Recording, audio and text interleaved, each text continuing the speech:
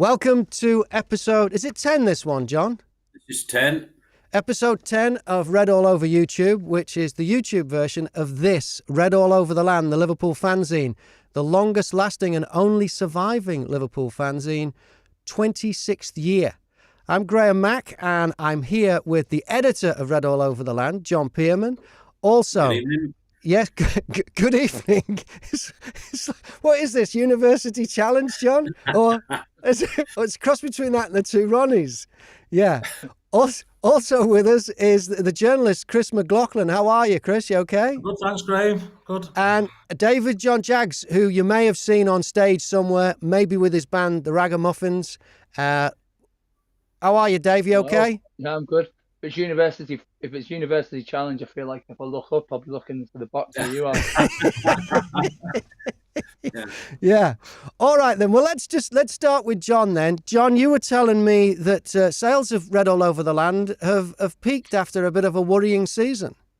Yeah, well, on Saturday, I think it might have been a combination of the good weather, or I don't know the demand, but we took the usual amount to the game that we would normally take, and by 11:30, we'd got none.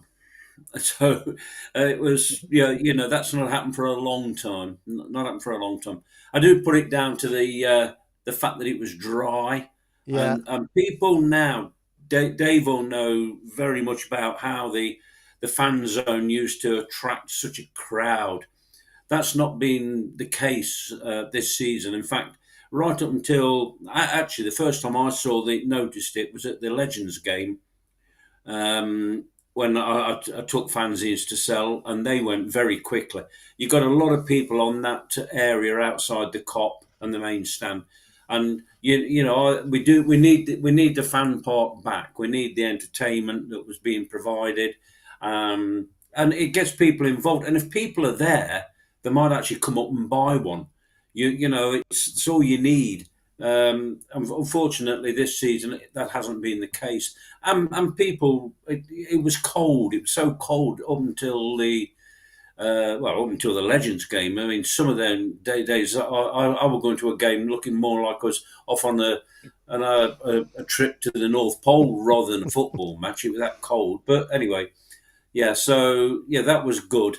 I also like to feel that people do think it's a good fanzine, and they want to buy it for that reason. So it's put pressure on me. I've got to get something. I've got to get another one out pretty quick now. But the latest issue, John, is great. I mean, some of the articles that were my highlights that I enjoyed in this one were your trip to Wembley with the Ellesmere Port bird watchers on the coach. That's all in here. Yeah. Alan Green's column is a belter. And bizarrely, he has a picture of Martin Tyler even in there. Yes, the man who can turn off more television than a remote control. That's right. And John Stewart, who we spoke to on YouTube, one of the original Shankly boys, has got a great article in there. So the next fanzine, you've got a bit of a cover conundrum, haven't you?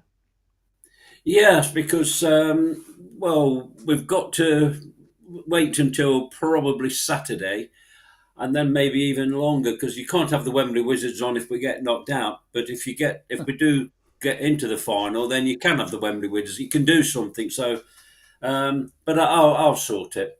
Because we had Wembley on the last one, didn't we? Yeah. Yeah. So I don't know what to put on the next one. This is what Jurgen Klopp's done to me. This team keeps winning, and it's, as Chris will remember, the old days of the fanzine. It used to be, what the hell's going on? Everybody was wanting somebody sacking, but it doesn't happen anymore. Well, but of course, we're lucky tonight, because David's had an article in the fanzine when he was interviewed by Rhys Buchanan, and Chris started off writing in the fanzine, and you've of course had articles in the fanzine. So, yeah. Okay. So tonight. Now, Chris, you went on from articles in Red All Over the Land. You've written for the Echo, and you were the editor of the Cop newspaper while it was still going. So, how did you meet John and get going with the fanzine? How did it all start for you? Just purely through sending in articles done on an old word processor back in the 90s before I even had a PC. Yeah. Hopefully I don't look old enough to be able to do that, but it's true. And I just kind of thought I fancy getting into writing about Liverpool when I was at uni. I was studying communication studies, and I felt like I was able to write, and I had a decent style, and I just wanted to try and see if I could do it. John was kind enough to publish the article. So when I sort of qualified and then I studied my NCTJ to become a qualified journalist, I had a sort of a bank of work ready to try and go down the sports route. And then I was doing my NCTJ, and the job at the COP magazine and the Echo cropped up. And luckily enough, Ken Rogers, who was the editor of the Sports Echo at the time, Steve Hanrahan, who's our managing director at Reach Sport now, they interviewed me, and they weren't too fussed about my sort of experience or anything like that. They wanted to know what my opinion was about Liverpool. So I did the interview, and then overnight I had to send them basically a one side of A4 answering the question who should play up front for Liverpool and why. And this was a time when we had Titi Kamara, Eric Meyer, Michael Owen, Robbie Fowler, and Emile Esty. So I did that, and then got the job, and then that was it. 15 years on the COP, the 2 years on the Echo, until the Echo merged into what was Sport Media when we won the first contracts to do the Liverpool programme and the old weekly magazine, if people remember that.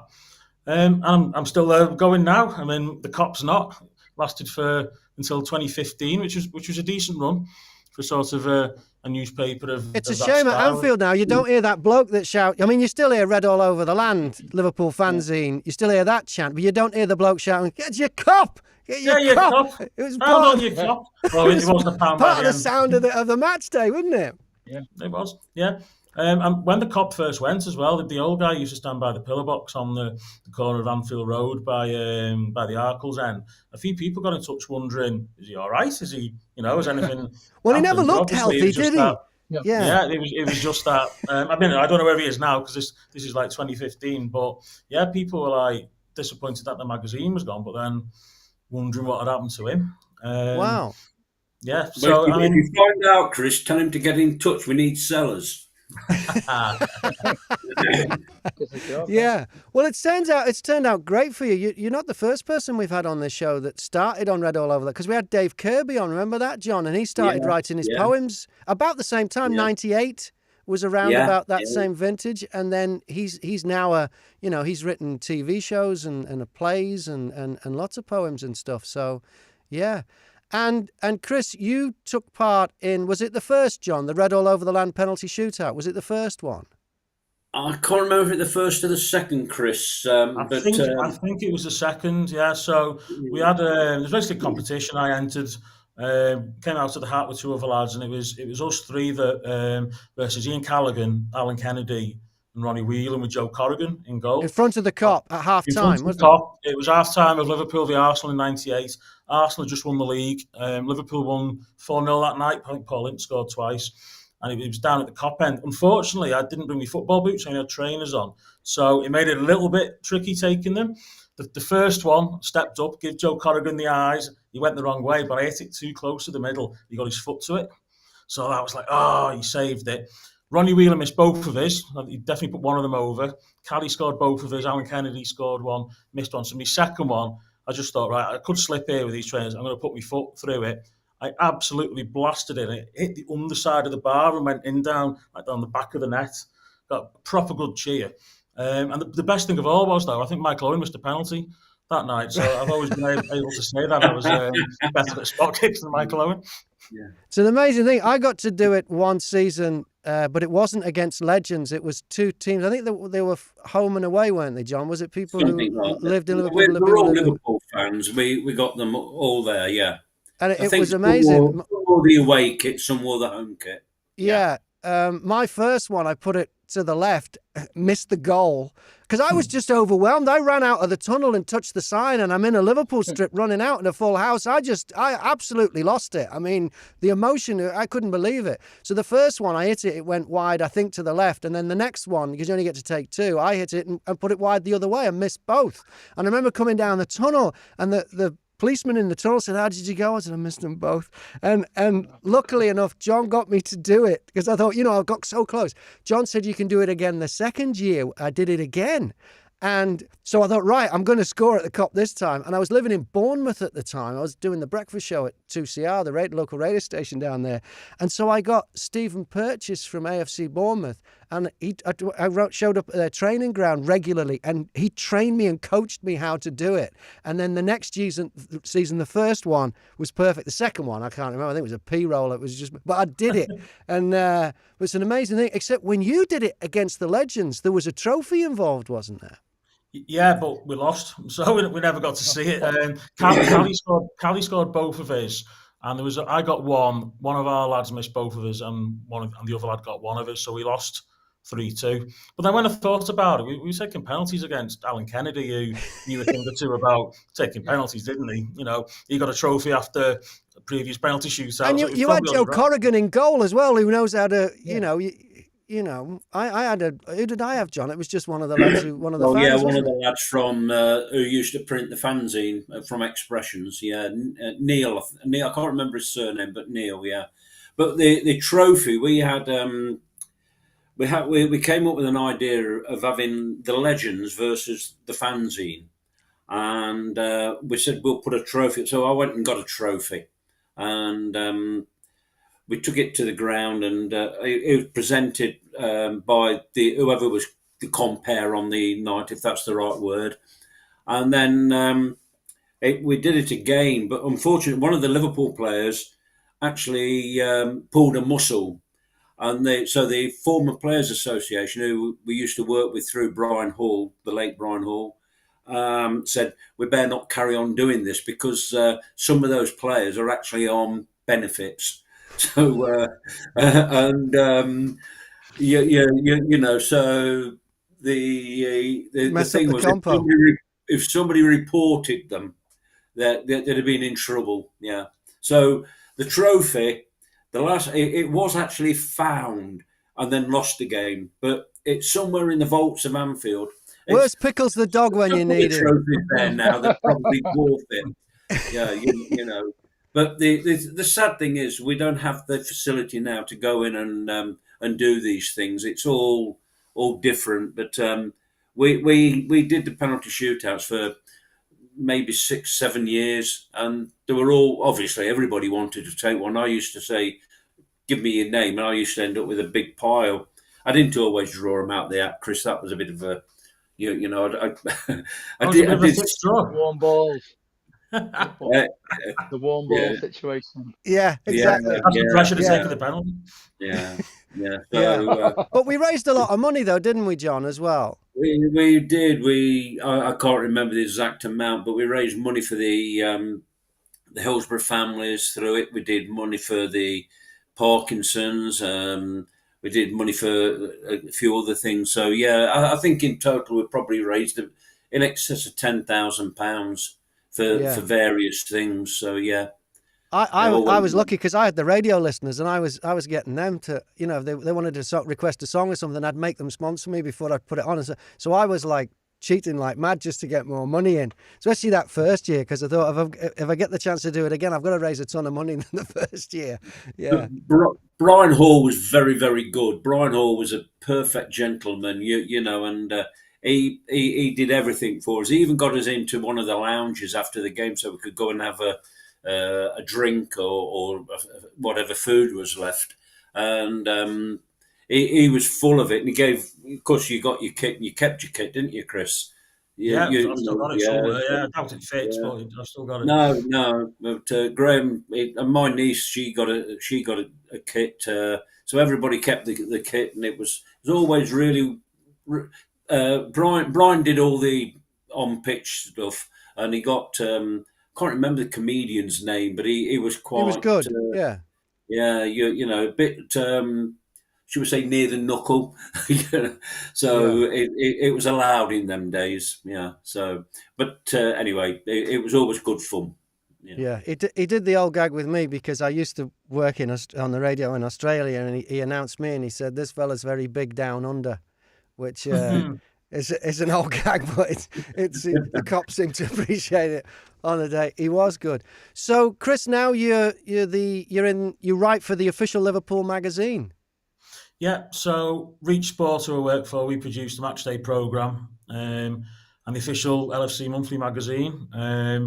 We do the club's digital magazine that goes to the members, to season ticket holders as well. So, essentially, it's still writing about Liverpool, but in an official sense. And to be fair, I've been writing for the programme since 2002 now, a 3-year gap when a different company had the contract for it. And again, the official magazine bar that 3-year gap. So it's been quite a long time when you look at it that way. And obviously over that time, I've seen two extremes of, Liverpool good times and bad times. And Roy Hodgson, under different managers, the sort of, the bit where we were coming out of Roy Hodgson to Kenny to Brendan's first year was obviously you're thinking, we're never going to get back to winning European Cups, are we? And then obviously Jurgen comes in and I was sat here thinking, well, hang on, we might win all 4 trophies in one season. And, there's that LA song where there's a line about winning the lot. Well, we might actually do it in Paris,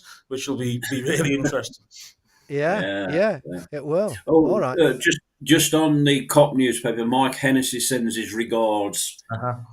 Yeah, so Mike used to do the European trips. He did. He'd go to all the European away, so he would go to like outposts like Gomel in Belarus and then do a piece for us of what it was like there. He was one of the sort of hardcore fans. If Liverpool were playing away, he was there basically. And I couldn't get to every away game. We do ones I could get to, but you can't do them all. And some of the places, like some of his stories from places like Gomel, which you probably wouldn't be able to go to at the moment, given how things are currently in the world. But it added to the value of the COP because we were kind of one of the few sort of Liverpool publications who were actually there in these random European outposts and watching the game and giving the stories and what it was like dealing with the border guards and the hotel staff and the locals and all the rest of it. Yeah. All right. Well, let's meet our other panellist tonight. It's David John Jaggs. You'll know him you've probably seen him playing live somewhere, possibly even at Anfield in one of the fan parks. Or you may have seen the band The Ragamuffins. If you haven't, let me just give you a taste of what David's all about.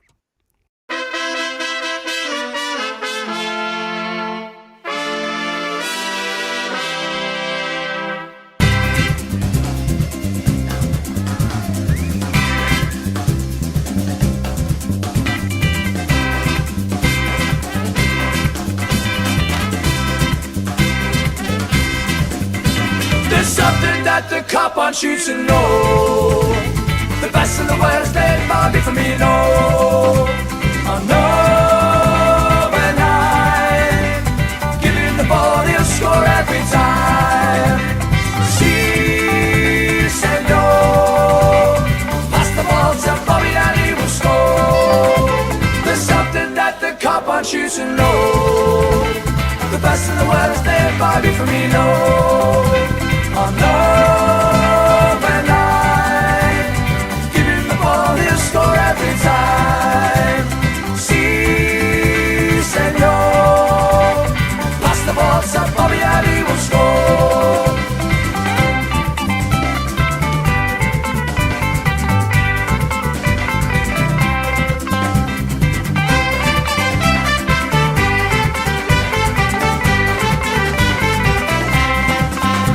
There's something that the cop wants you to know. The best in the world is laid by me for me, no. I know when I give him the ball, he'll score every time. Si, senor. Pass the ball to Bobby and he will score. There's something that the cop wants you to know. The best in the world is laid by me for me, no.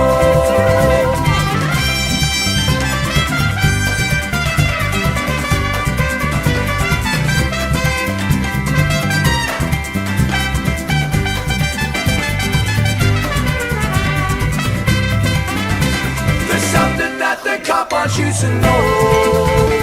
The best in the world is laid by me for me, no.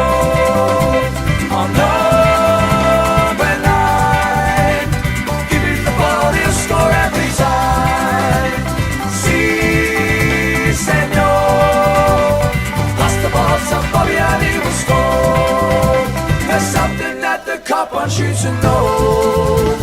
The best in the world is there by for me, low. On open night, giving the ball, he'll score every time. Si, senor. Pass the ball to Bobby and he will score. Brilliant. So tell us about that song then, Dave. How did that, what happened there? I know it was to raise money for the food bank. How did that one come about? So yeah, I mean, we'd only started playing on match days about 2 months before for it was the Tottenham game when we won 2-1, and there was the one where Jan Vertonghen, or was it Vermaelen, put it in his own net, and it literally looked like a ghost had basically grabbed his foot in front of the cop.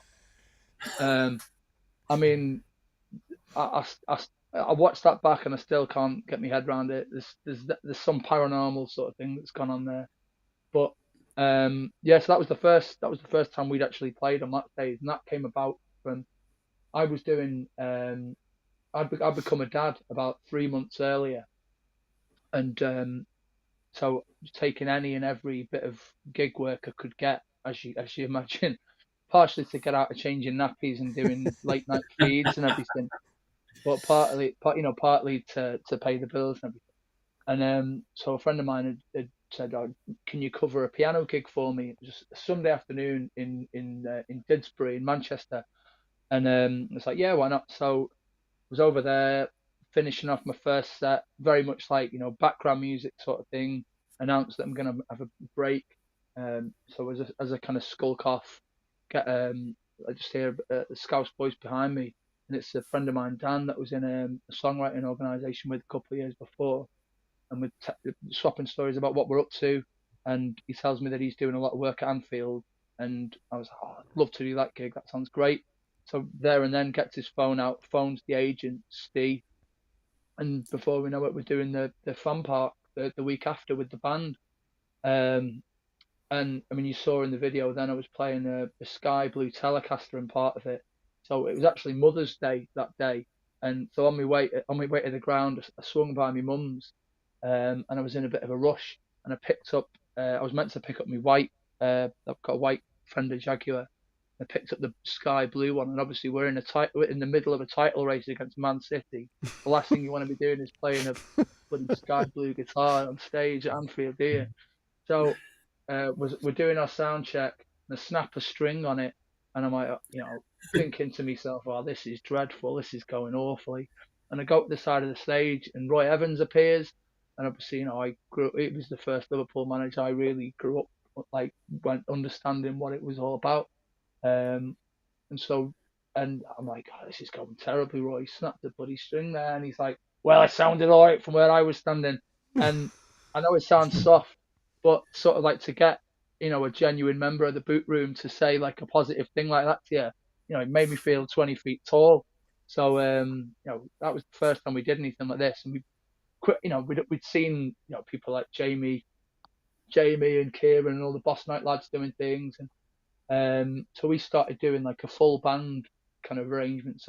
Lots of the songs that are like turned into the chants that we sing at the ground. But there wasn't anything that we heard for Si Senor, so we basically did a little arrangement, a little demo. Obviously, the Barcelona game happened a couple of months later, and we were discussing what we were going to do on the day of the final, and so we sent over the demo to a mate of ours, Mark, and he was like, "We've got to get this out." So just went into the studio the next day, and before the Wolves game on the last game of the season, we'd done this demo, and we put that out. Sent it to George.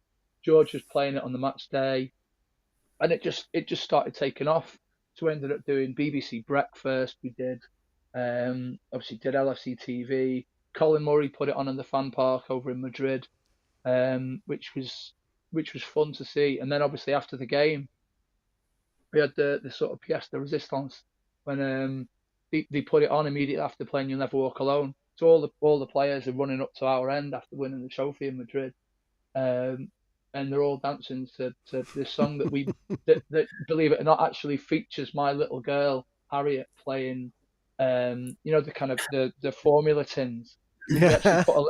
There's a percussion track where I got her to sit on my knee, and basically play with a wooden spoon on them, just because I thought, see what happens. We'll put you on this. What's the worst that can happen?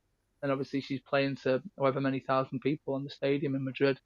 And we were just getting messages from everyone, all our friends from all over the world who were watching whatever it was, BT Sports or whatever their local one was, going, oh my God, this is amazing. So, and since then we'd had when Firmino scored the winner in the World Club Cup, his wife Larissa put a video on of her and the family all dancing to the song, like putting the song on the stereo and dancing around at home and going berserk, which is just insane.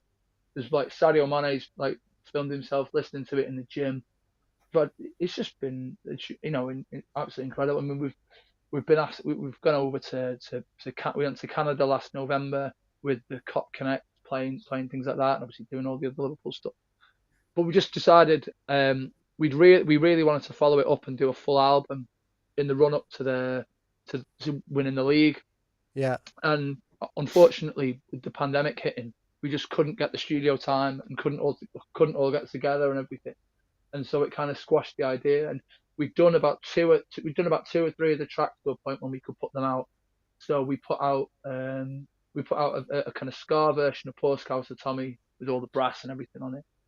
And then we put out a song that we'd started playing on match days to the tune of Monkey Man by the Specials, or originally by Toots and the Mayflower, called Minamino Comes from Japan, which they did pretty well, but obviously not as well as Si Senor did.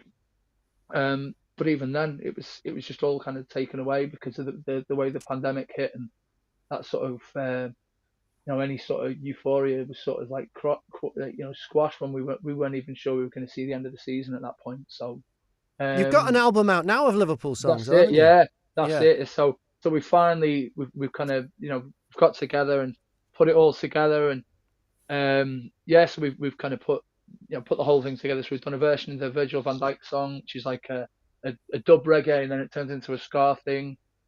We've done a version of the Jurgen Klopp song through one of our mates, Jay, who does the Scouse Republic sort of clothing brand. He'd been badgering me for ages to do a version of the na na na na na Jurgen Klopp song, and so we've done that. We've done a full sort of 9-minute long version of Alive, a Bird Upon My Chest, which, I mean, if that ever got played on the radio, the amount of the PPL royalties with it being that long, I'd be able to pay off my mortgage. So oh my God. But we still missed out 2 verses, I think. The songs now, because a lot of them are like the Live a Bird Up on My Chest was the Green Beret and all the rest of it. Do you have any copyright problems now with them, or can you get round that? It's one of those. I mean, all the Liverpool songs we've done, we've donated the money to the Fan Supporting Food Bank charity, partially because it'd be really difficult for us to sort of try and make money out of those songs. So it's a case of we feel that if anyone was really spiteful and came back at us, then we could be like, look, we're giving all this money away. But even then, I mean, as long as you actually credit the artists, I mean, one of the things with this is when I saw a banner that John Milburn, who kind of he appears on the Anfield Rap, he put a banner on of the Fatboy Slim lyric from Praise You of "We've come a long, long way together through the hard times and the good," and someone had done that for the Crystal Palace game when we finally got back into the ground, and we were playing at Hotel Anfield that day, and I just had the idea, just went to the band because we were doing a little 4-piece thing on the day then. There were still sort of COVID restrictions, but not as many, and I was just like, let's play Praise You by Fatboy Slim as the band. And we played that, and about halfway through, we segued into singing "O Campione" over it, and it just worked really, really well. And so eventually, John, he was at one of the gigs we did at the start of this season, and he just couldn't stop raving about it. He was like, "Oh, that's incredible! That you've got to put that out as a single." I was like, "Well, we might be doing a little bit more than that come the end of the season, but we'll just see how the record comes together." And so we put that onto it. But it's one of those. Fatboy Slim could come back and go this, but there's not really a lot you can do in terms of. Yeah, but the amount of stuff he's sampled in his career anyway. Exactly. So I think we're safe. I think we're safe enough. So I mean, even like stuff like Dirty Old Town, you and McCall, isn't it? So you've got that, but Postcards to Tommy was an interesting one because obviously it's a cross between the Sash and Red River Valley. Red River Valley, yeah. Yeah, so you've got two sort of traditional songs there. So we're on pretty safe ground with that. But we've done a really faithful version of You'll Never Walk Alone, partially because the sort of Beatles obsessive in me really wanted to hear what the strings sounded like in isolation, and I'd never found a really good version of it online. So we got Will, who's our drummer, who had the dreadful falling apart shoes on in the Si Senor video that you might have seen. Honestly, God, I never mind donating to charity. I donated him a better pair of shoes, for a gig of the day. He thinks he can get away with it because he's behind a drum kit all the time, but he turns up on some gigs and it's like, my God, what are you wearing? It's like, considering, Will's originally from Stoke, and he turns up and you know how much sort of like pride Scousers take in the trainers. So it's sort of like him turning up in a pair of Vans that have got more holes than Swiss cheese in them. So you can take the bloke out of Stoke, but you can't take the Stoke out of the bloke. Is that? Yeah, exactly. That's it. I think so. Possibly true. Yeah. So yeah. But so his girlfriend Ellie is a phenomenal cellist, and one of our mates, George, who he fills in on bass for us when we're short, but he also plays synthesizers. I think he's played for New Order in the past. So he played for them. He's played bass for the Sugar Babes, but he plays violin as well. So we got those two to come in, and they'd worked out all the arrangement, the strings on. I think because it's George Martin, obviously did the strings on You Never Walk Alone, and so they'd done it, and so we did it in isolation. So we recorded the bass, the drums, and the piano, and then just took it to one side and put the strings on the top. And I was trying really hard not to sort of like wobbly lip when it's going on, because it's one of those things that like it can really get you if you hear stuff like that. But saying that, my mum came round to pick up our little lad the other week, and I got the little studio set up, and I was like, right, Mum, you've got to hear this. So I just isolated the piano track and the strings track, and I didn't put my vocal on because I didn't want to ruin it. But and I just let her listen to this, and I was like, it's like I'm just looking at the computer, and I turn around and go, what do you think of this? And she's properly crying. So I was like, you know what? That's the mark of it. I was like, if you can make your mum cry with your records, you've obviously done something right. So I think I could have made my mother cry if I'd sang. Yeah. Now, what was first for you then, Dave? Was it music or was it football when you were a kid? What was it that first turned you on? Was it Liverpool FC or was it the music? You mentioned the Beatles, but what was it? Yeah, I think the Beatles were always there because my mum and dad got me into Thomas the Tank at a very early age. And I think it was because, they were thinking, well, if we get him into Ringo Starr, then he might... Yeah, then Yellow Submarine, and that, yeah. Yeah, exactly. Yeah, it's like working backwards. So it's like... but it was like, it was a cross between the two. I think there was a moment when I missed... Because, I'm in no way a good footballer. When you're talking about missing penalties in front of the Kop. And I was glad when Chris said that Ronnie Whelan missed, because I was getting some absolute pelters off. So when we did a thing at the hotel the other day, and Ronnie Whelan and Steve McMahon were there, and we were just chatting over a pint at the bar, and they both went, "So you play football as well?" And I was like, "Yeah, I played a little bit." And they were like, "Where did you play?" And I was like, "Well, I used to play centre midfield." And they both said something that ended in off.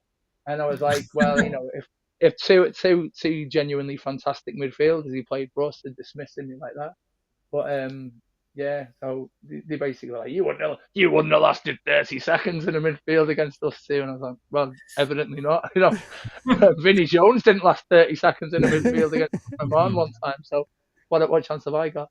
But yeah, so yeah, there was a point. I mean, obviously, when you're growing up, it's a lot easier to become obsessed with football. And then I think there was a moment in my first year of secondary school when I missed a game playing for my school team, in order to do a music thing, and it's sort of football was very much sort of like secondary for a little bit, for like a couple of years, but obviously it's not in the mid 90s. It wasn't as difficult to step away from Liverpool, I suppose, for a little bit. So do you remember the first game you went to? Well, the first game I went to was the Borussia Dortmund game when we won 2-0. How old were you? And I think I was 16. So yeah, I was 16 because unfortunately for my sins, my dad's a blue. So well, it happens in the best of families.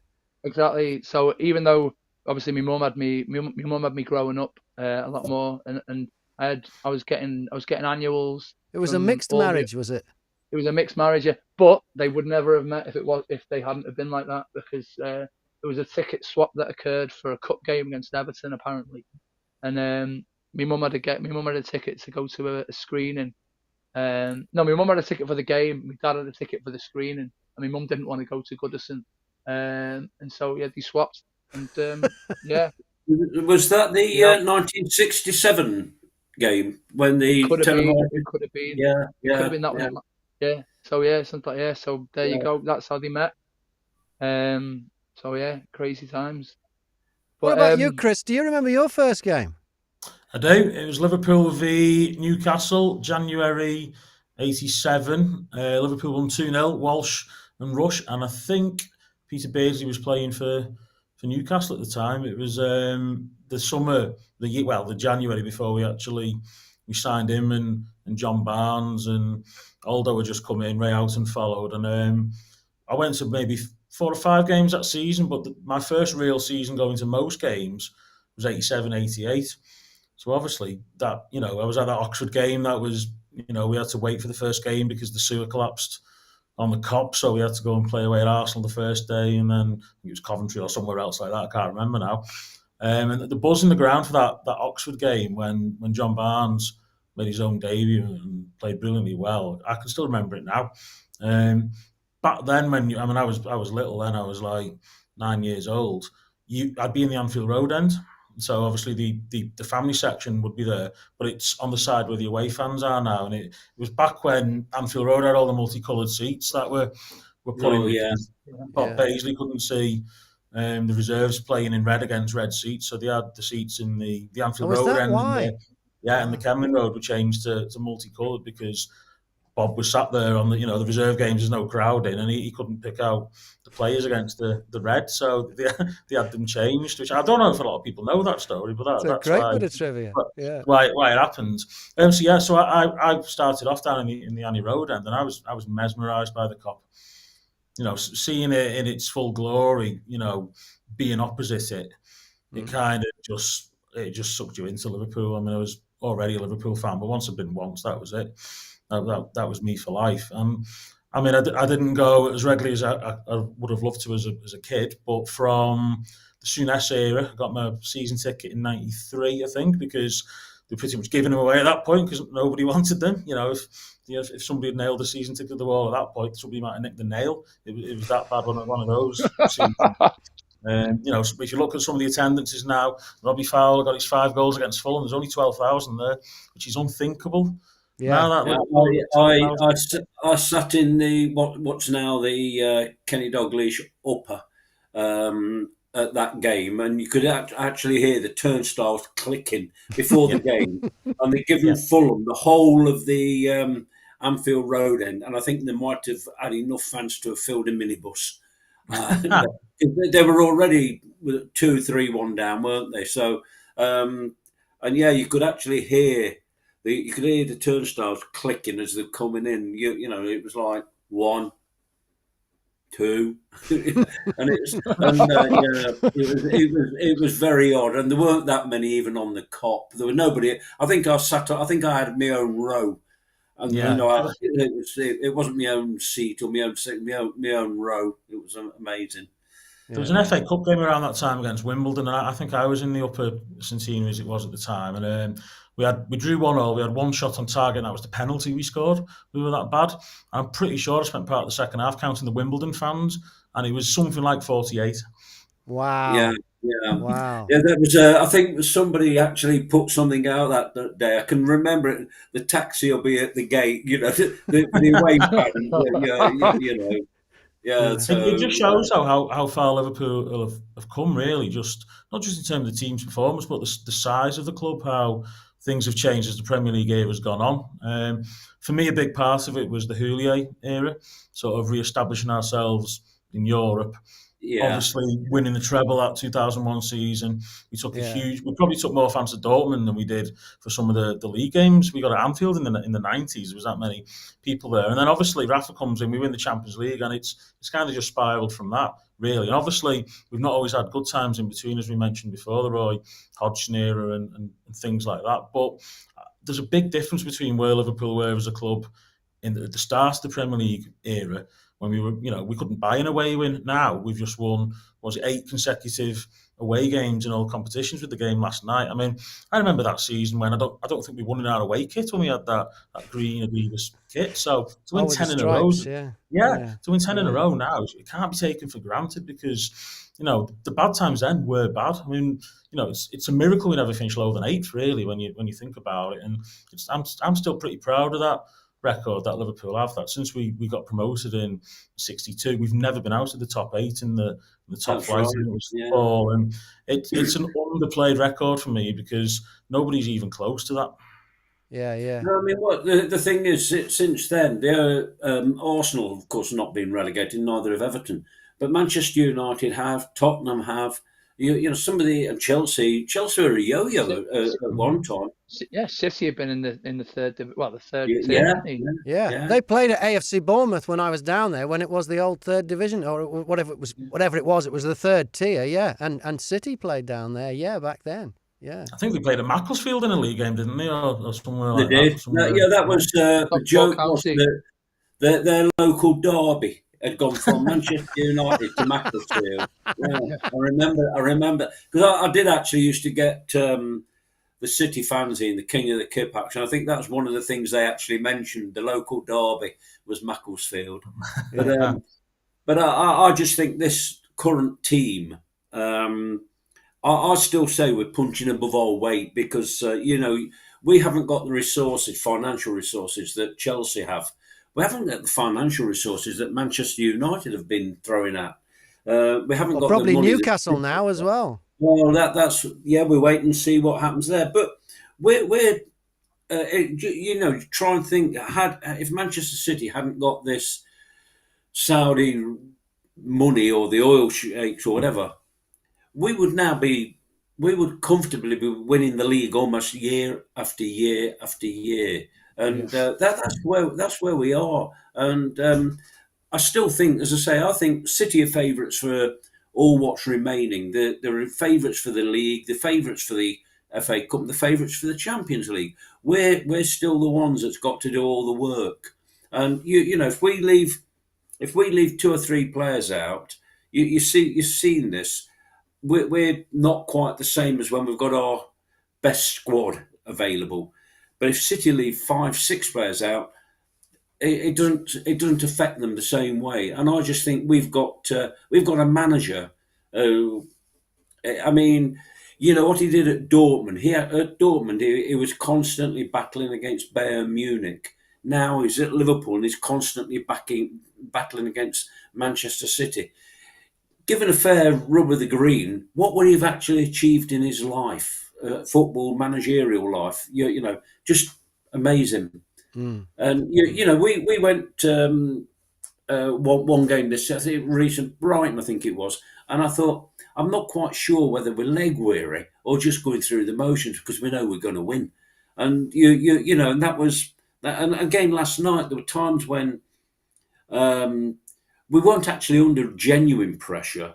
Any pressure that was on us was basically created by our own giving the ball away, if you like. Yeah, And first things like half and that. the second half, yeah. Yeah. You know, but you couldn't. I mean, did Alisson make it a real genuine save? He made one from Everton, didn't he? But it didn't Well, I thought surprise it me was that Everton didn't score, to be fair. funny last night. That's the second time this season we've played Rafa and Everton. It's true. Yeah. So, Well, and we won again.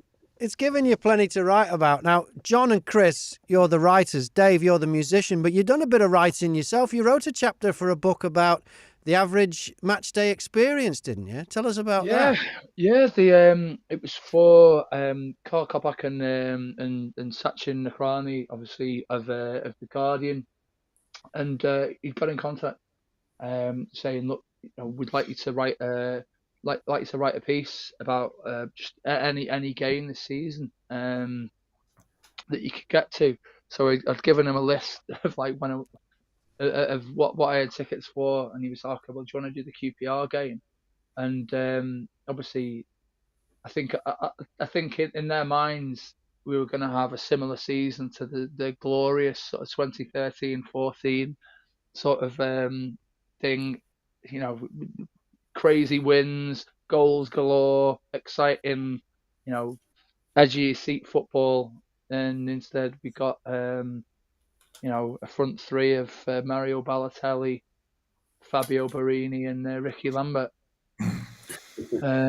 So, although to be fair, I think I seem to remember Ricky Lambert had quite a good day that day. So, but Sterling missed. I mean, I've got well, I don't know, it's IKEA furniture, so I don't know whether it's safe to touch wood. But Raheem Sterling missed a couple of absolute sitters that day, and it felt very much like this is. He's one of those where I think he does. There's some chances he missed consistently as a player, and I think that was one thing that made me think, because there were rumours flying around that he was going to be leaving at the end of the season at that point, and I think, you know, we knew we weren't going to be in the Champions League the following season. So yeah, it was an interesting write. I actually wrote it. Believe it, I was doing a part-time job as well as being a musician at that point of doing invigilation on exams. So I sat writing that chapter while watching a load of kids doing their exams, and so, you know, double you know, being able to multitask. So. Both Sachin and Karl Kopak have written for Red All Over the Land. I think Sachin started writing for us, a long Really? time ago. Yeah, long time ago. See, there's another one there, John. You should have like a Hall of Fame at the back of the fanzine or something. No, we've got it. This is it tonight. Yeah, This is the Hall of Fame. Another Hall of Fame. But you know, Dave, if you can get us some artwork over, we can get something into the next issue of the fanzine. You know, or you send me something, I can put it on Twitter and all the rest of it, and Facebook. Yeah. So. Well, I was going to say, one of the big things we've done with this record is, I mean, we've called the album Unity as Strength, because with it raising money for the fan supporting food banks, and it being you know, a very big unifying project. We've got some of the t-shirt manufacturers involved, because we knew that we wanted lots and lots of bits of artwork for the individual tracks and for the promotion, but it never kind of sits quite right with that whole thing of, because there's so many times when as a musician you get someone going, oh, can you do this with this? There's no money in it, and it'll be good for your profile. They always exactly say. Yeah. Well, you'll get lots of exposure, and I'll be like, well, you know, I tried paying me gas bill with exposure last month, and you know, I got told to do one. So, well, Chris is waiting to find out if he's got any gas.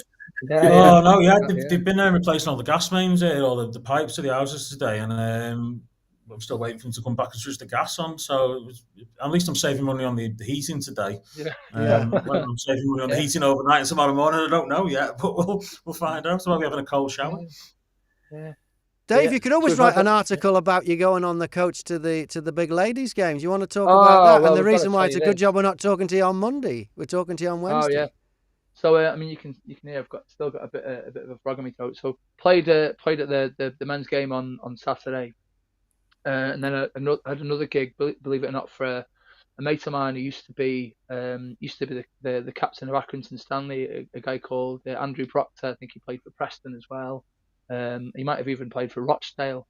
You know, the salubrious surroundings of Rochdale. But yeah, so I was doing a thing for him on the Saturday night. So that finished quite late, and I'd been asked last week to go to go down to the Bristol City game and do a thing for the supporters, because it was pretty much nailed on. They were going to be at least getting promotion, if not like winning the league outright, because I think they needed a draw to win the league against Bristol City, and they did it comfortably, 4-2.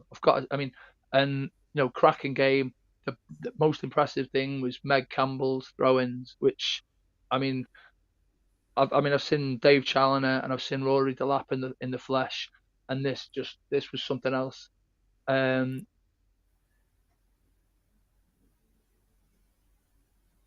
She was like throw-ins, and then you obviously work out the actual distance there. You're looking at 60 yards, and the ball was just flying into the box, and you're just like, how are you doing it? I've never seen anyone throw the ball that far, like, without, and the trajectory as well she was getting, just causing absolute havoc every time the ball was going into the Bristol City box.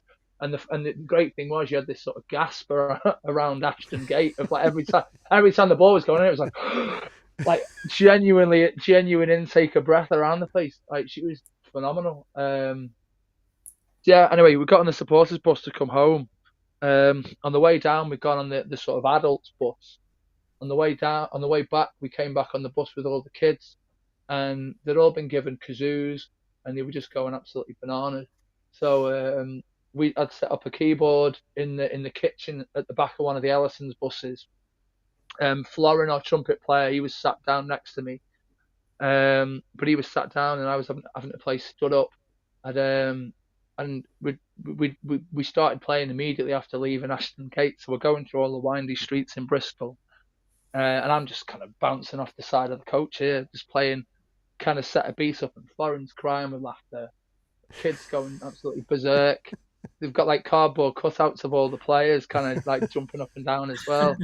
Just trying to the FaceTiming members of the first team. We got off at one of the service stations, and Hannah Silcock, who's one of the centre halves, she's there, and all the kids just go absolutely berserk, just like mobbing her.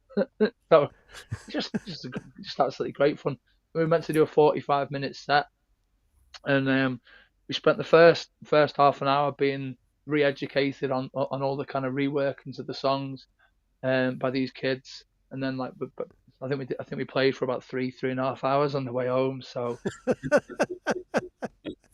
yeah, it was a very quiet day. My wife was thrilled about it being a very quiet day in our house on Monday. She's like, normally I'm just like, nattering all over the place, but yeah, no, nothing like that. So yeah, so it's all good. It's all good. All right then. Look, well, let's talk about what's going on. Let me throw a few things at you and see if anybody wants to have the say on it. We'll start with last night. John, you already touched on last night. Anyone else want to talk about last night? What they saw, what they liked, didn't like? Yeah, I will. I mean, I think it was a proper good professional Liverpool away European performance, and the only criticism is that they should have won by more. I mean, I know Kanate made the mistake and we give him a goal back, but the chances we had that Mo had, Jota had at the end, we should have won 5-1 really. But we should be going to places like that and winning at the moment, because I think the squad we've got and the team that we've got is clearly superior to teams in the Portuguese league. Porto are a better team than Benfica. Look what we've done to Porto in recent years. So I'm not always the most confident going to European away games because, you start getting confident and you're in for a shock. I remember Benfica knocking us out when we were European champions in 2006. But yeah, I think though the team we've got at the moment and the experience they've got in the last 4 or 5 years under Klopp in Europe, I was expecting us to win and to win well, to be fair. So only criticism for me, it should have been more. But, are we really at a point where we're winning European quarter-final first legs away from home 3-1 and being critical? When you look at all the fixtures we've got coming up as well, I mean, you've got to look at it as a great result, and you'd fancy us to see the job out at home. It's a shame there's no away goals anymore when you've won 3-1 away in the first leg, isn't it? But then that might help us in hopefully in the semi-final, given that we're going to be at home first. I just think it's a sign of where we are as a team at the moment, that we can go there and do that and look every bit like a team who's going to go through. Now, last time we did Red All Over YouTube, it was about 4 weeks ago, we had Alan Green on again, and Alan mentioned something, and I don't know whether a lot of fans are saying this, probably are, that we look a different side when Hendo's not playing. And I remember him saying that and watching last night, and all right, it was 3 subs he made, and Hendo was one of them, but it did change the game. Has anyone else noticed that we might be vulnerable if Hendo's not there as a bit of a general and guiding everyone? Well, I think it definitely made a difference in that in the Inter Milan game. As soon as he came on, I mean, you kind of think of Fabinho as the kind of comfort blanket and the sort of, well, not the comfort, but the safety blanket, as it were. So he's, if he's sitting in front of you back four. But I thought the way that Henderson came on in that Inter Milan game, the tempo that he started setting, just shutting down their attacks. Because I thought that was one. I mean, it might have been one game too big for Harvey Elliott, that one when he came back. But that certainly felt like it. But I think because Harvey had looked so good against Cardiff in that game, but then he was disappointing in the Inter Milan game, wasn't he? You thought this will be it now, but it didn't seem to happen. Yeah. No, and I mean, you almost think it's like where. You think with a player like that, where does he get his game time? But until the end of the season. But then again, he's probably done more. He's probably done a lot more this season than he would have expected to, even with that horrendous leg and that ankle injury. But Henderson, I mean, he does obviously set the tempo. But I think out of any of our players, I think he needs to be, especially in the middle. I think he needs to be managed. Probably him and Thiago need to be managed really, really well. Yeah, Thiago slipped up. That booking last night was a bit of frustration that he shouldn't have had. After he lost the ball and then he goes and trips the player. I just think with people like Henderson, if Jurgen sets his teams up, and we've got players in our side like Robbo and Trent, they've got basically a license to go and play wherever they want, and you need somebody just to keep things a bit calmer. And we've got Fab, who's supposed to be this defensive midfield player. He's not playing a defensive midfield role now. To me, he's playing wherever he wants to be. And I think this is what baffles teams, because we're not playing with a right back or a left back playing as a right back and left back. They're playing as wingers, and it all. The best thing I've seen this season was early on. We had Trent, we had Harvey, we had Hendo, we had Mo playing all day, and teams couldn't cope with it, and it just came to a sudden halt with the injury. But when everybody's on form, I think we're as good as Manchester City if we've got our top side out and playing as we can.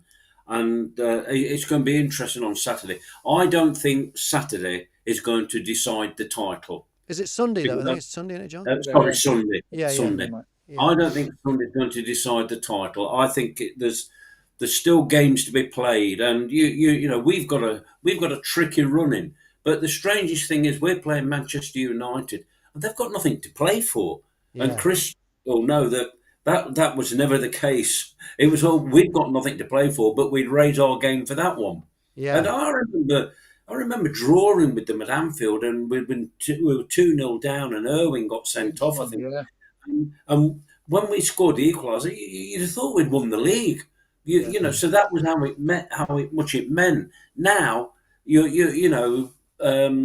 they're a bigger club than Manchester City, but they're not going to. I doubt they'll finish in the top four. But so they've got nothing to play for. Spurs have now come on fire, and Arsenal have dropped off. Yeah. So we could slip up, but so could City. They've got some interesting games, but I think our running is the hardest. Personally, What's the general feeling of the panel now then on Sunday? When will we do it? Will we beat them? Because if we beat them, surely we'll think we've got one hand on the title, won't we? If we beat them, it'll feel like it. Yeah. I think psychologically it'll be a big step. I mean, can we do it though? Can we beat them at their place? I think we can. I think when you watch City, you always feel that if they get an early goal, then it changes the whole dynamic. And I think they're always keen to sort of try and press forward. I mean, the game against Burnley, we were obviously hoping after going top for the first time in a long time, and basically wiping that 14-point gap out. I think we were hoping that they would struggle a little bit against Burnley. But what they do very well is if they get ahead, they are difficult to pin back. Where they struggle is where they don't get that early goal. And so in that game against Crystal Palace, where they drew 0-0, I mean, there's times I can't bear to watch them, but because it's too much. It's just too much. But in the Tottenham game, obviously Tottenham scored first, and they don't have that. Their record when they concede first is nowhere near as good as our record in terms of coming back in games. And when you consider how good a football team they are, you'd almost be a little bit concerned about that. I thought that their game last night, they would have gone for the jugular a bit. Like initially, I thought he would have gone absolutely gung-ho at Atletico and tried to basically take them out the tie within the first 20 minutes and tried to play at a pace that they couldn't live with. And obviously, because you'd have known Atletico would have been trying to put an 11 men behind the ball for the vast majority of the game. And the fact that they've only got a 1-0 win, to go to Madrid with that against, possibly the snidest team in Europe. I mean, it's not. I mean, it won't be pleasant, will it? No, it won't be. No, but it won't be pleasant on or off the field. No, exactly. I mean, you look at what happened in that port. I mean, when we what was our last group game? Milan away, but they were obviously playing what was happening at the because they had like 2 sendings off at the end of the Porto game. They finished with 9 aside, didn't they? So if the an Atletico meltdown, even if City are winning, they're terrible losers. So it's not a nice sort of I mean I don't think they're not gonna have a nice experience. And I mean only for my footballing days, if I was playing against someone who was horrible to play against and was just kicking lumps out of you, psychologically you're thinking about how you're going to kick lumps out of them back. It just feels like an exhausting tie to have. I mean, even after our home game against Atletico, we lost the next game against West Ham. Yeah. And obviously you had Mane was being targeted all game, and they are not a nice team to play whatsoever. And I could see. Okay. Well, let's look ahead to the FA Cup semi-final then. What about is there any news on them changing the date, John? No, that's not. That's locked in. So no trains. 2 teams from the northwest. Ridiculous. How are you getting there, Chris? Probably gonna have to drive, I think. I've not booked a train or anything because there aren't any to book, which is part of the problem. I think somebody told me you can get they're via Sheffield. If you can, but you've got to go via Manchester Piccadilly at about 7 in the morning or something stupid, and nobody's going to do that. So I think there'll be, people get those free coaches down, and everybody else is driving it. Basically, it's just it's as Jürgen said, it's utterly ludicrous that they had 18 months notice about these railworks and still decided that the only weekend they could play 2 games at Wembley is Easter. Yeah. I mean, Yeah. I follow Saints rugby team, and we've had the same thing with the Challenge Cup finals that used to be played on the August bank holiday weekend. But again, it's a bank holiday weekend, so they think nobody needs to travel, so they show up London Euston. I mean, what they're doing at London Euston on the lines, I don't know, because it seems like they're never going to finish it. At this rate, HS2 will be done in about 30-20, mine 20-30. Yeah. But it's ridiculous, and it's Easter traffic as well. But does it surprise you? I mean, I remember the '96 FA Cup semi being at Old Trafford and Liverpool fans boycotting it because of the ticket prices. Yeah. The ticket, I was one of them. I didn't go against Aston Villa. It was something like 38, 9, 40 quid. £38, yeah. £38 for a ticket at that time, which was more than double what we were paying for a home game, believe it or not, at that point. So there was, through the fanzines, through Red All Over the Land, and through the wind and rain and everything else at the time, we decided to boycott it, and a lot of us didn't go to that game. And if it was a different season, could that have happened again? Could Liverpool and City fans have decided to boycott this? But I just think the game's changed enough now that there would be people who would still go. There's people who aren't coming from the northwest to that game. There's people who'll be flying into it from different places, so the tickets would go. And I just think now that the sort of boycotting side of things is much more difficult to organise, because we've got a bigger number of fans going for the same number of tickets, and it's a smaller world for actually getting to places.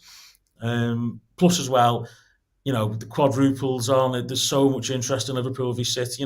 We're trying to get 3-4 trophies. They can still get 3. It could still be the greatest season in their history. So there's so much at stake over these 2 games that, hopefully we'll all get there in time, and the roads won't be too bad, and the M6 will, be all right for once in its life. But it's going to be a pain, isn't it? Let's be honest. Chris, you mentioned the quadruple. Let's kind of finish off with that. Yes or no for the quadruple? Is it going to happen? I hope so. I have to be honest, though. Firstly, I can't imagine Man City winning nothing, and secondly, nobody's ever done it, and I think there's a reason for that. And I think, like John said before, you're going to stumble at some point, generally, when you've got so many games. It's non-stop, isn't it? Every midweek, every weekend, tough games as well. It's not like we've got many gimmies coming up. And travelling with travelling comes into it. Okay, if we get through in the Champions League, it's only going to be Germany or Spain, so it's not too bad. It's not like we're going to the other end of Europe or something. But it does take a toll, and we don't know what injuries are going to get picked up along the way. Like you mentioned about Thiago getting booked last night, we don't know what suspensions are going to come into it. You don't know what bad refereeing decisions are going to come into it, and hopefully we're not going to be talking about Anthony Taylor and Paul Tierney after the weekend, because a lot of people are baffled how they've been appointed to referee Manchester City versus Liverpool. And there's an element of luck. Every team that goes on to win multiple trophies has an element of luck. We had it in 2001 in the FA Cup final, where under the current rules, Stefan Onshaw would have been sent off in the first couple of minutes for handball on the goal line. We got away with that, overturned Arsenal, and we went on to do it. The UEFA Cup final that year, 5-4 in golden goal and a golden own goal extra time. Yeah. You need that bit of luck, don't you? And nobody's ever had that to win the league, the League Cup, the FA Cup, and the Champions League in the same season. So I don't think it's impossible, but I think it's odds against, if I'm being honest. Dave, what do you reckon?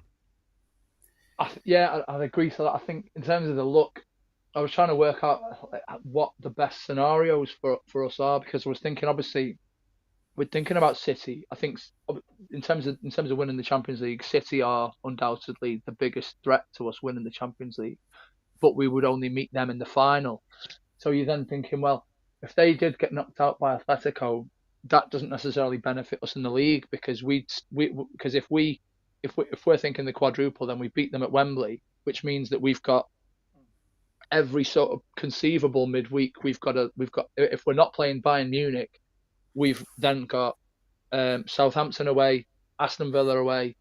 We've got Newcastle away in the league, and the home games are Man United, Everton, and Tottenham, and then and Wolves the last day of the season. Now, I think that when you talk and look in it, is Everton are dreadful at the minute, and that's not just a jibe at Everton, even though it's fun to do that. It's a case of it's a hell of a lot easier to win a derby when the opposition are absolutely dreadful, and it's it's the worst Everton team for a long time, and there is a genuine threat that Everton could go down this season, and we'll find out what happens with their game against Burnley, but so they are not in a good place to be playing a Merseyside derby, because comparatively Manchester United are not it's not a good Manchester United team by any stretch of the imagination. So even though you've got your two derbies and they're in the running, it's against those two rivals when they're not in a, to use a parlance of the footballing time at the minute, then neither of them are in a good moment. And so you think, that's obviously something on our court, but I mean, I could see. So you almost think you want City to go through against Atletico, but take an absolute kicking. So we beat them. So we beat them. So it's almost like the best of both worlds. I mean, they might get a 1-1 draw next week, but lose a couple of players to suspension, and in the Champions League, it feels a bit of a mad situation where you can get like a 2 or 3 game ban. Because I remember the great Lazar Markovic got a 2-game ban for just a normal red card, and you're like, oh no, it's not violent conduct or anything. So it does seem sometimes UEFA bans do seem to be a law to upon themselves, and so I don't know that there's so many sort of permutations that can affect it, and like I mean there is straight up luck. We might get another Vertonghen ghost stone goal like kind of situation where, but I think we've definitely, if you're talking about defences winning titles, we've got the best goalie going, the best centre half going, probably the second best centre half going, the 2 best fullbacks going, and one of if not the best defensive midfielder. Although, as John discussed before, he's not just a defensive midfielder in the world, in Fabinho as well. Yeah. So and second best goalie if anything happens to Alisson too. Yeah. Yeah, and then you've got obviously, and then up front you've got 5 strikers who seem interchangeable and that. So if you're on about attack wins your cups and defense wins your leagues, we've got an incredible attack and an incredible defense. So why not win all 4? John, you're not so confident, are you? Well, no, I just think it's. I mean, you mentioned the derby, you mentioned the Manchester United game. They're playing 1 game a week. We're playing every other day. It seems. It's very difficult. But and so are City. To be fair, so are they. But I just think that it because we're still in them. It is you can win them. But as I say, I don't think we're favourites for any of them. I think City are favourites for them all. So we shall have to wait and see. I just feel that the other thing is at this moment we've got Mo Salah who's not playing well, and we've got Diaz who's basically out playing unbelievable. I mean, considering we didn't have him before Christmas, we've got Mane. I think Mane's just becoming back to a little bit more like his old self. Bobby Firmino now, I think I see him more now like a fringe player. He's not going to be in the starting lineup in these games. But we've got this 5. We can play all 5 of them in a game if we want to. We can take 2 off and bring 2 on. So we've got all that, and I just feel that. Maybe we can just go on and do something. But I would say this: if we only end up with the League Cup and finish second, no one will tell me we've had a bad season, because what we've fought for this year has been fantastic, and I think everybody knows that. And we've done it honestly. We don't get players sent off. We don't get players booked very often. We just go through and play football all the time. And we have got the best centre half, and we've got Matip who's having his best season ever, and you've got Kanate now who's can step in. We've got Robbo and we've got Trent, and if they're on fire, then they ping that ball across, and who knows? I tell you, I think Diogo. I'm showing my age here, but I think Diogo is the best header of a ball for his size I've seen since Ian St John. Right. Ian St John wasn't big, but this guy gets up, and so did Ian St John. Yeah, you know, he I don't know how he does it, but he hangs in the air. It's incredible. And the goal he scored on Saturday against Watford, forget the opposite. The cross from Gomez was as good as anything Trent sent over this season. But this guy comes up and bang, it's in the net. That's what he can do. I mean, he missed a header last night, didn't he? And there was shock. Oh no, was it him that missed? No, it was against Watford. He missed a header, and there was almost shock around Anfield.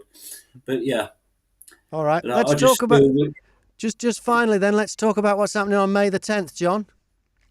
Yeah, May the 10th. Graham and I will be going to the Floral Pavilion in New Brighton. Yeah, it's a special place, only down the road from me. And we'll be talking with Ian Callaghan, Gordon Milne, and Chris Lawler. John Keith's putting it on. It's John Keith's event. It's not our event. John Keith's putting the event on. We've been said we can go there, and before the show, we can interview these three more of the original Shankly legends. We'll call these. And strangely enough, back last year, we actually had Chris Lawler's nephew on. So now we've gone up to the top. So we're hoping that goes well. We'll bring that in. That'll be part of the May show, along with the interview will be.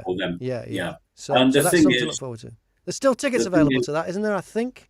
But you can just go and look at it. The Floral Pavilion in New Brighton, and Graham and I are going to be there. We're going to live it up. We're going to stop in Premier Inn or something.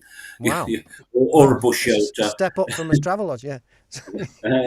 Travel lodge, isn't it? That's right. So it is a travel lodge. Okay, fine. Yeah. So we're going flat out for a big night out, and So we're looking forward to that. And in the future, we're hoping to have Ian Prowse join us from Amsterdam band on this show. Yeah, who wrote what I still think was an absolutely brilliant song. Does this train stop on Merseyside? And I used that as on one of the recent covers. I said, "Does this train stop at Wembley?"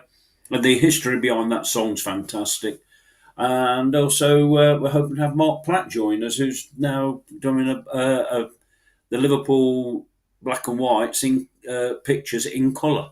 So, and I think Mark's a great guy, and so we're moving forward.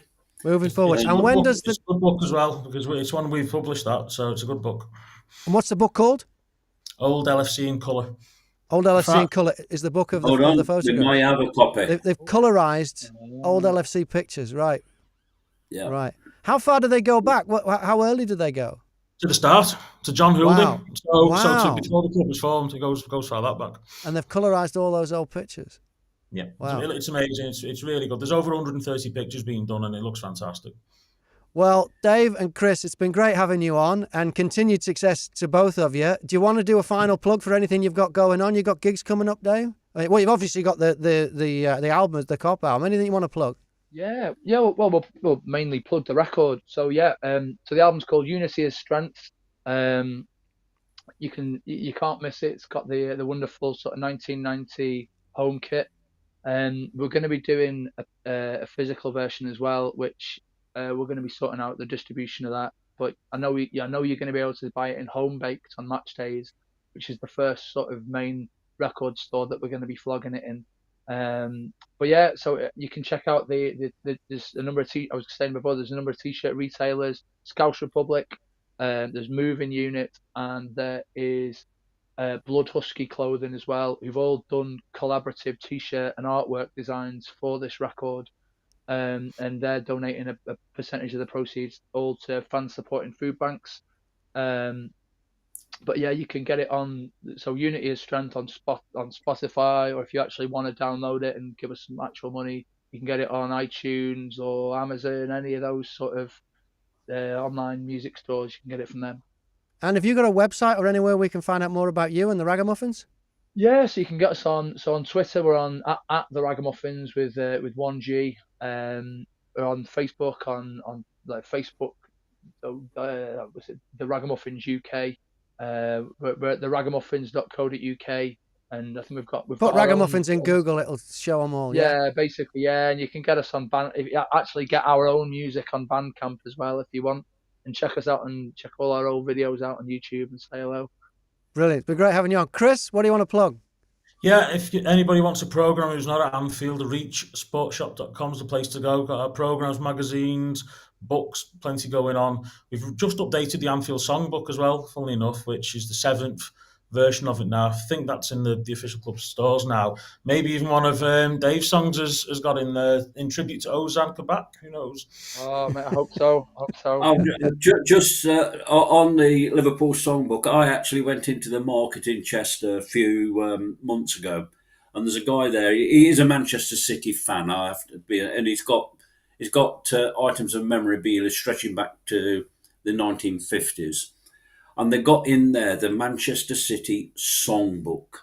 And I said, how many songs are in it? He says, a lot. I said, no, how many songs are in it? He says, 1.